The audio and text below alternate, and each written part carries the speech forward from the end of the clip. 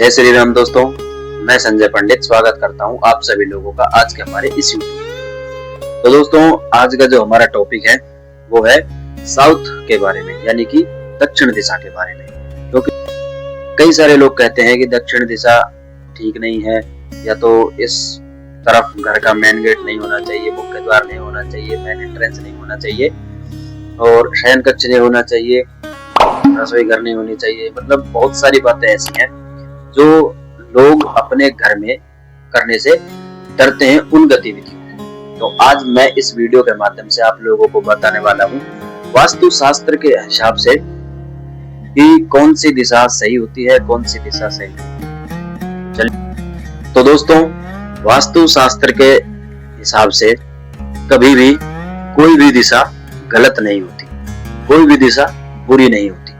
हर दिशा का अपना एक महत्व है, हर दिशा का अपना एक वास्तु है, और हर दिशा की अपनी एक ऊर्जा है। ऐसा नहीं जो है दक्षिण दिशा जो है बुरी है या रहने लायक नहीं है, ऐसा कुछ भी नहीं। लेकिन क्या होता है ना, कई बार लोगों के मन में भ्रांति बनी रहती है कि इस तरफ घर का मुख्य द्वार नहीं होना चाहिए, जबकि ये बिल्कुल गलत बात है। क्योंकि यदि साउथ फेस मकान जो होता है उसको सही तरीके से बनाया जाए, उसका मेन गेट सही तरीके से लगाया जाए, तो इस दिशा के जो स्वामी हैं वो है यम देवता, जो कि न्याय के अधिष्ठाता है।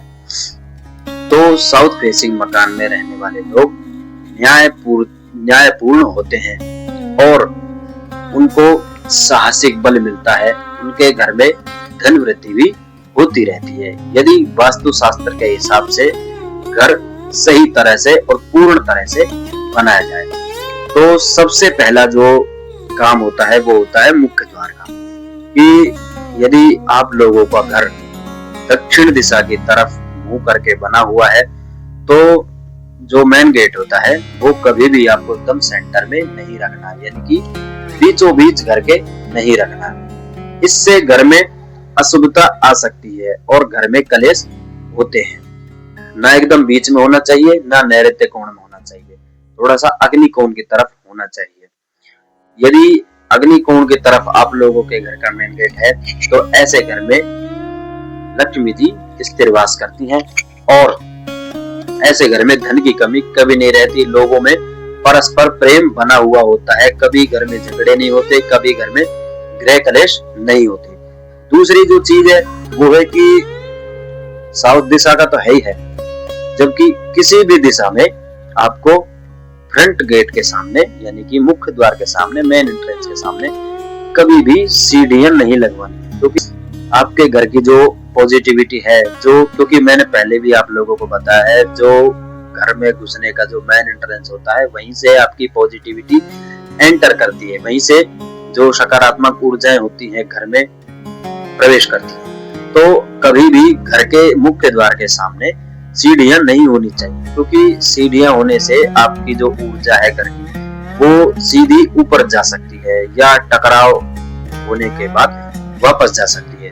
तब ऐसे घर में कलेश हो सकते हैं, धन की कमी आ सकती है। तो आप लोगों का घर का मेन गेट थोड़ा अग्नि कोण की तरफ होना चाहिए, और घर के मेन गेट के सामने कभी भी सीढ़ियां नहीं लगानी चाहिए, और ना ही सीढ़ियों के नीचे डस्टबिन होना चाहिए, ना ही कचरा झाड़ू रखनी चाहिए, ना जूते चप्पल रखनी चाहिए। और जो घर का मेन एंट्रेंस होता है उसकी जो दहलीज होती है, वो दहलीज को आपको थोड़ा सा ऊपर उठाना है, जैसे कि पुराने जमाने के लोग करते थे, दहलीज को ऊपर उठा के रखते थे थोड़ा सा, ताकि लोग जब अंदर घुसे तो पैर उठा के ऊपर घुसे, ना कि पैर घसीटते।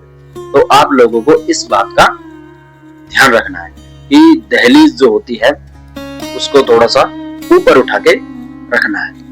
अब बात करते हैं रसोई की। यह होती है वो उसका जो कोना होता है वो हमेशा फिक्स होता है, जो कि है अग्नि कोण। चाहे फिर आपका मकान साउथ की तरफ हो, वेस्ट की तरफ हो, ईस्ट की तरफ हो, या नॉर्थ की तरफ, यानी कि किसी भी दिशा में आपका मकान हो, लेकिन रसोई आपकी अग्नि कोण में ही होनी चाहिए। क्योंकि अग्नि कोण में अग्नि तत्व होते हैं जो व्यक्ति को सम्मान की ओर अग्रसर करते हैं, यदि व्यक्ति वास्तुशास्त्र के हिसाब से मकान बनाता है और वास्तुशास्त्र के हिसाब से सारी गतिविधियों को करता है तो ऐसा व्यक्ति समाज में इज्जत पाता है और उसके पास धन की कमी नहीं होती, पद की कमी नहीं होती और ना ही प्रतिष्ठा की कमी होती है।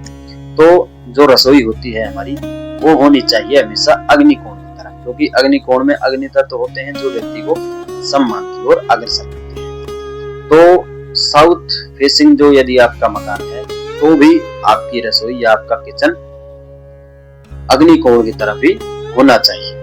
और यदि संभव ना हो तो आपको वायव्य कोण में रखना चाहिए, यदि संभव ना हो तो। लेकिन जहां तक कोशिश करें आप लोग कि जो रसोई है वो अग्निकोण की तरफ ही हो। अब बात करते हैं बेडरूम की।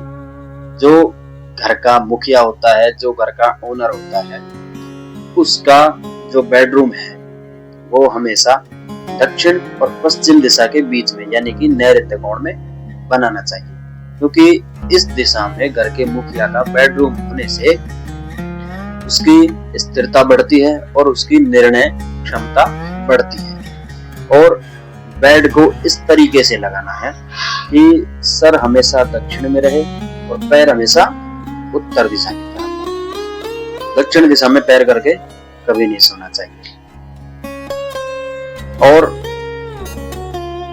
जो घर का मंदिर होता है वो हमेशा ईशान कोण में ही होना चाहिए, क्योंकि ईशान कोण भगवान शिव की दिशा मानी जाती है, जो हमेशा ध्यान मग्न रहते हैं, जो हमेशा शांत रहते हैं। इसलिए ईशान कोण में मंदिर बनाने से आपका मन भी पूजा में अपने आप लगने लगता है। और सीढ़ियां घर में इस तरीके से बनाई हो कि किसी व्यक्ति के अंदर प्रवेश करने पर सीढ़ियां न दिखें, यानी कि जो मेन एंट्रेंस होता है उसके सामने आपको कभी भी सीढ़ियां नहीं। यदि दक्षिण दिशा की तरफ मुख्य द्वार करके बनाया हुआ है तो चिंता करने की बिल्कुल भी जरूरत नहीं है, क्योंकि ये दिशा घर के वास्तु के हिसाब से एकदम परफेक्ट दिशा है, क्योंकि कभी भी कोई भी दिशा गलत नहीं होती है। तो आप अपने घर के मेन एंट्रेंस पर ओम लिख सकते हैं या फिर स्वास्तिक का चिन्ह बना सकते हैं, और घर में या तो माउंटेन का जो चित्र होता है वो लगा सकते हैं या फिर जो साउथ पोल का एक चित्र होता है वो लगा सकते हैं, क्योंकि ऐसा करने से घर में स्थिरता बनी रहती है और घर की वृद्धि होती है।